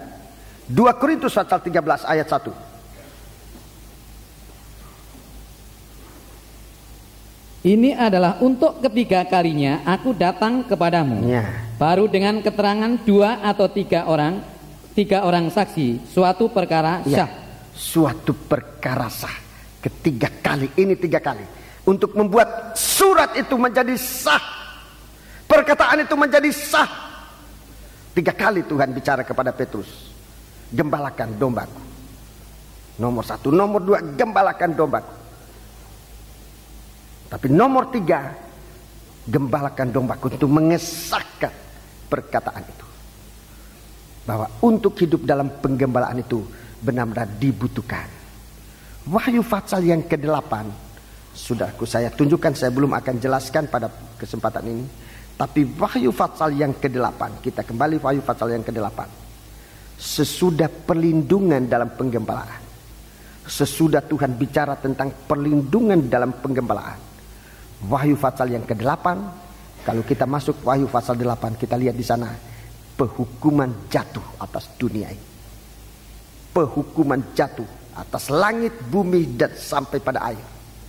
Dan kemudian wahyu, celaka, itu sudah disorakan, sudah disampaikan. Tapi terlebih dahulu Tuhan bicara tentang perlindungan Allah ini. Bahwa dia menggembalakan umatnya. Dia menggembalakan umatnya. Dunia ini akan menerima hukuman. Kalau saudara kita nanti akan masuk dalam pasal 8 dan pasal 9. Pasal 8 dan pasal 9. 2 kali wahyu dikatakan oleh Tuhan. Seluruhnya ada 3 kali wahyu.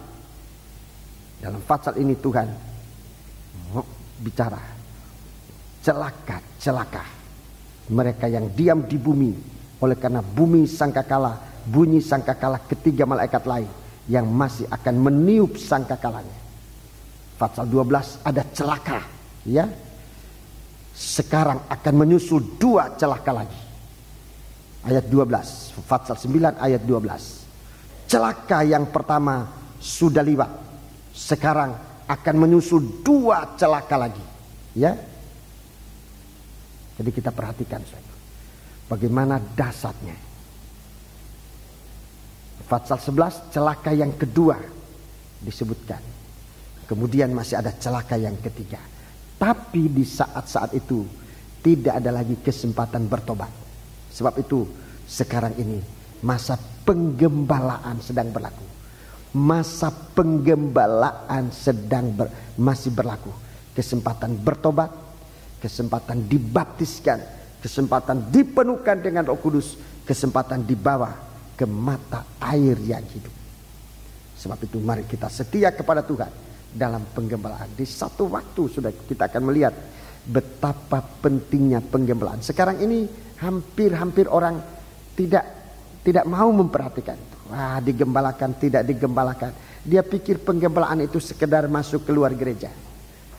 Tidak sejauh itu. Penggembalaan itu semakin dalam. Mungkin kali pertama kita pikir penggembalaan itu seperti masuk keluar gereja. Begitu dapat kita ukur. Seperti sungai yang mengalir dari pintu gerbang itu, sebelah timur, dari tahta Allah. Kita mengarungi, kita dapat ukur mulai dari mata kaki, kemudian sampai di lutut, kemudian diukur sampai di pinggang, kemudian begitu dalam sampai nanti tidak terukur lagi. Sekarang di saat air itu mungkin masih ditapak di mata kaki saudara. Saudara merasa, wah belum perlu penggembalaan. Masih air itu masih semata kaki. Memang masih bisa diukur. Hari Senin, hari Minggu masuk, Selasa masuk, Kamis masuk, masih bisa diukur. Makin lama nanti sudah akan merasa makin lebih dalam penggembalaan ini. Air itu serasa sudah sampai di lutut. Akan lebih dalam lagi, saudara merasa penggembalaan itu air itu semasa sampai di pinggang. Tapi sejauh sedalam itu pun masih belum itu ukuran penggembalaan. Saya pun masih mau ingin ikut arusnya penggembalaan. Sampai kita di sana, saudara-saudaraku, berenang di dalam sungai itu dan kita merasakan bahagianya penggembalaan. Sebab itu saudaraku, mari kita ikuti dengan baik-baik. Sebab sesudah ini dalam Wahyu pasal yang ke-8 nanti kita lihat, bahkan dunia ini akan mengalami penghukuman. Akan mengalami tiupan sangkakala. 7 sangkakala siap untuk ditiupkan. Sebab itu mari kita siap untuk masuk dalam penggembalaan anak domba. Penggembalaan anak domba. Puji Tuhan. Sekali lagi kita mohon supaya kehidupan kita tergembala oleh Tuhan. Kita melakukan nyanyian itu Gembala Agung nomor. Kita bangkit berdiri, pelayan-pelayan perjamuan suci. Silakan maju ke depan. Dari nyanyian Psaloh, saudara tahu Gembala Agung selalu kuturut. Nomor 9.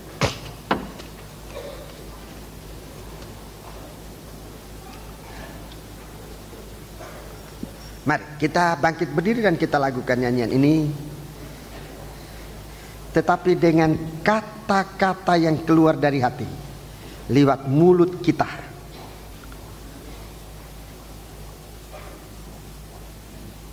Mari. Dengan lembut kita mendekati Tuhan, Gembala Agung yang sudah menyediakan dirinya buat kita sekalian.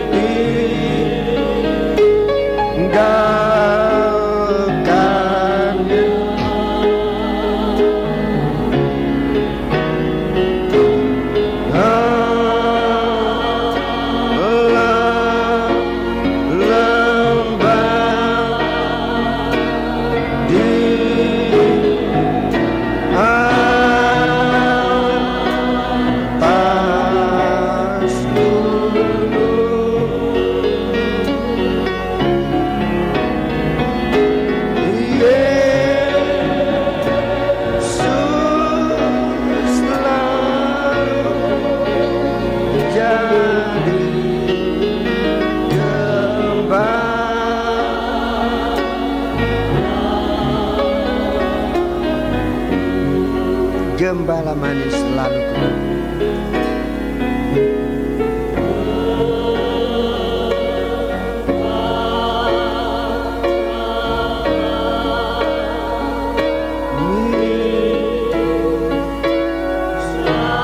Ucapkan kata-kata ini dengan sikap menyerahkan diri kepada Tuhan,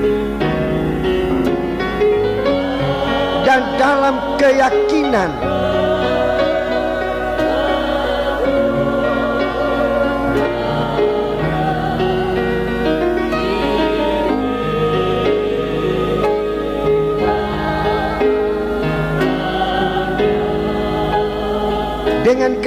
bahwa Dia akan menerima kita, membawa kita kemanapun Ia pergi. Dalam perjalanan menuruni lembah, pengalaman-pengalaman kematian, maupun dalam percobaan-percobaan berat, Yesus, haleluya, Yesus jadi gembalaku. Dengan lipat tangan di atas hati kita. Dengan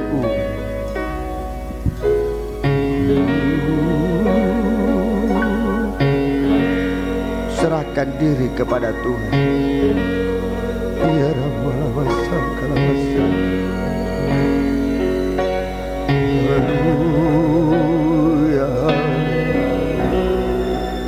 Dia membawa kita ke mata air kehidupan, untuk kita ikuti arus sungai ini. Kemanapun Ia membawa kita, kita mendapatkan kehidupan. Haleluya, haleluya, haleluya. Dekatkan diri kepada Tuhan, dekatkan hatimu kepada Tuhan. Haleluya.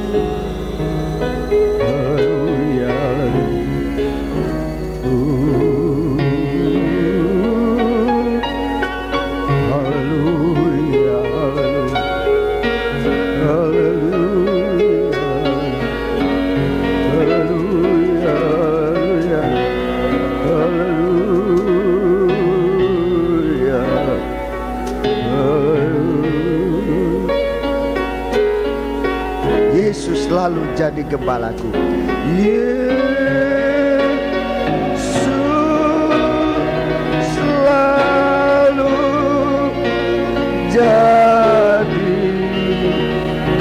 jadi gembala. Yesus selalu jadi gembalaku. Yesus selalu jadi gembalaku. Angkat tanganmu dua jikalau saudara merasa mau menyembah Allah. Yesus jadi gembala. Haleluya. Jika saudara merasa ingin menyembah Allah, sembahlah Allah. Haleluya, haleluya. Sembahlah Allah dalam roh dan dalam kebenaran. Haleluya, haleluya, haleluya.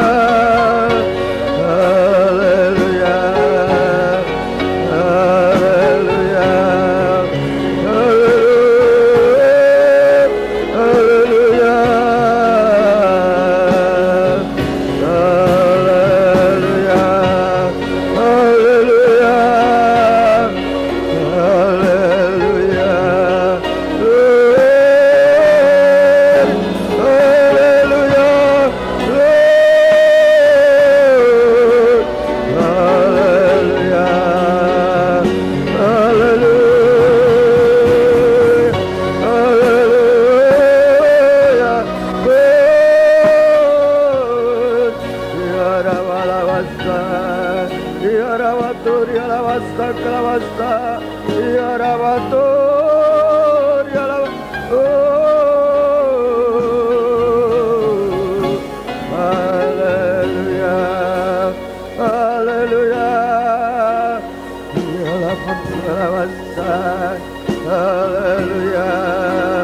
hallelujah.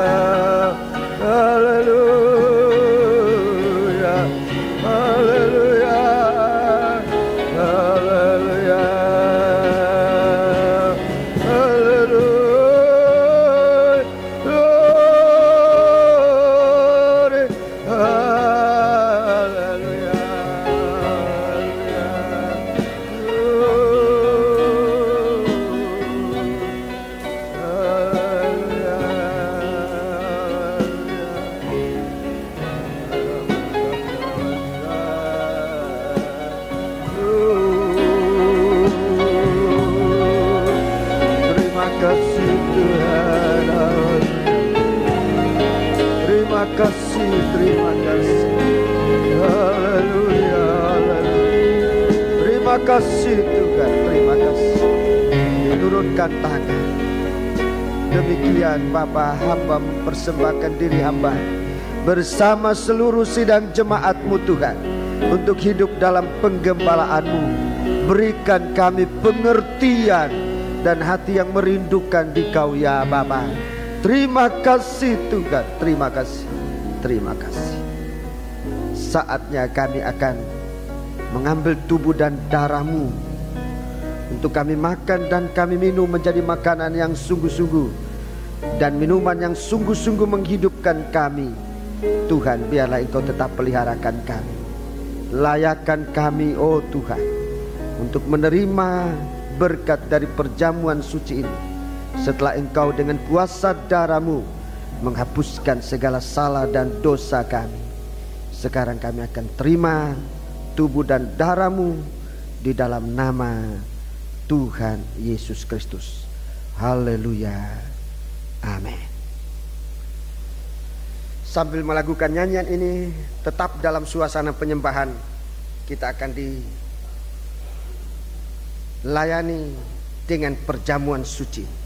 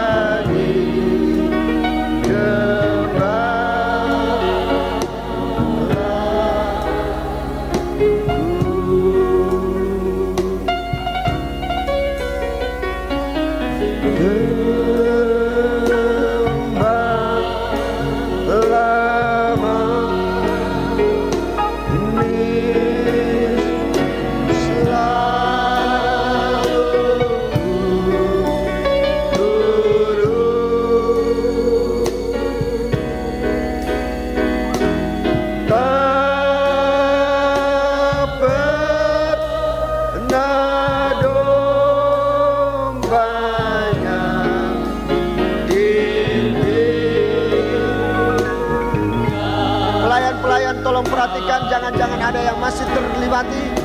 Tolong angkat tangan saudara-saudara yang seakan-akan dilibati. Atas, tolong lihat di atas. Di bagian luar semua sudah. Di luar yang belum terlayani tolong angkat tangan. Semua sudah? Ya. Jika demikian mari kita bangkit berdiri. Saudara yang ada di luar silakan masuk dan jangan berdiri di muka pintu. Masuk, lanjut ke dalam. Jadi gembalaku.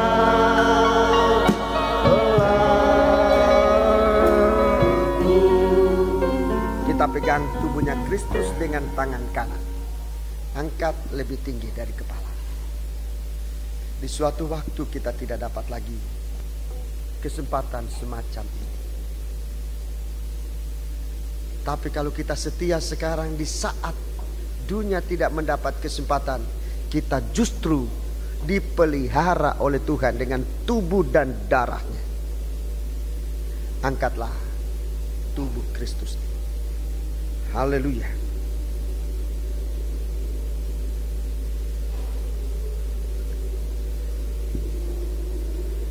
Haleluya.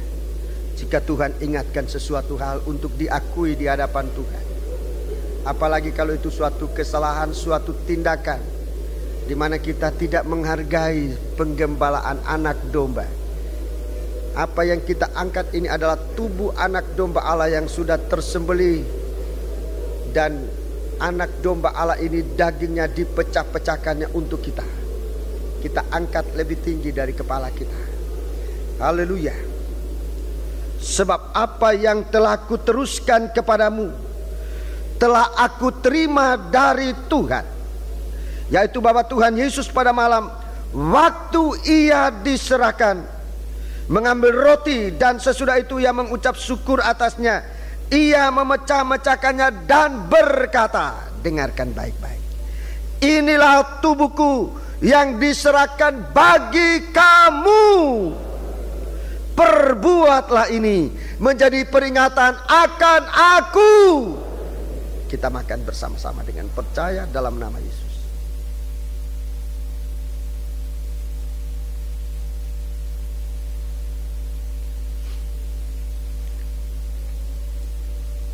Kita angkat cawan. Haleluya. Ya Rama-lama sangkalamasa. Haleluya, haleluya. Darah ini yang menebus kita, bangsa kafir. Haleluya, haleluya. Darah ini membawa kita kepada didamaikan dengan pribadi Allah. Haleluya, haleluya, haleluya. Darah ini yang sudah membeli kita dengan harga tunai, supaya kita mengagungkan Dia, memuliakan Dia dengan tubuh kita dan dengan darah kita, dengan roh kita. Haleluya. Kita angkat lebih tinggi dari kepala. Demikian juga yang mengambil cawan sesudah makan lalu berkata, cawan ini adalah perjanjian baru yang dimeteraikan oleh darahku. Perbuatlah ini setiap kali kamu meminumnya menjadi peringatan akan aku. Kita minum bersama-sama dengan percaya dalam nama Yesus. Haleluya. Jika saudara masih mau menyembah Allah, kesempatan kita ucapkan syukur kepada Tuhan dalam doa, dalam penyembahan ini. Haleluya. Saudara Budi Afianto. Haleluya, haleluya. Haleluya, haleluya. Haleluya, haleluya. Haleluya, haleluya. Haleluya, haleluya. Haleluya, haleluya. Begitu besar kasih-Mu Tuhan. Dikau bukan hanya gembala agung yang senantiasa membela kami, yang senantiasa menuntun kami ke mata air yang jernih, tetapi Dikau juga adalah anak domba yang rela memberikan dirimu disembelih, tubuh dan darahmu menjadi santapan bagi kami, yang mengangkat kehidupan kami. Begitu besar pembelaanmu Tuhan. Dikau memberikan firman-Mu, Dikau membangkitkan iman kepada kami, Dikau memberikan kasih-Mu agar kehidupan ini boleh terlindung oleh Dikau Tuhan, agar Dikau bisa membentangkan kemah-Mu, sehingga jikalau hukuman datang ke atas dunia, kami sudah terlindung Tuhan. Terima kasih Tuhan, terima kasih Tuhan. Kami menyembah kepada Engkau.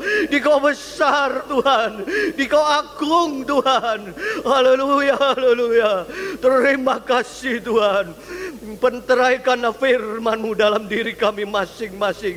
Hamba-Mu yang datang malam hari ini dengan berbagai macam persoalan, saat-saat kami di bawah lembah, Dikau Gembala Agung selalu memperhatikan kami, untuk mencari kami, untuk mengangkat kehidupan kami. Jikalau kami datang saat ini dengan merasakan berkat-Mu, maka Dikau juga mengembalakan kami agar kami tidak hilang kontrol Tuhan. Terima kasih untuk pengembalaan yang Dikau sediakan bagi kami. Terima kasih untuk firman-Mu, tubuh dan darah-Mu sudah kami nikmati malam hari ini, menjadi kekuatan bagi kami untuk melanjutkan perjalanan kami.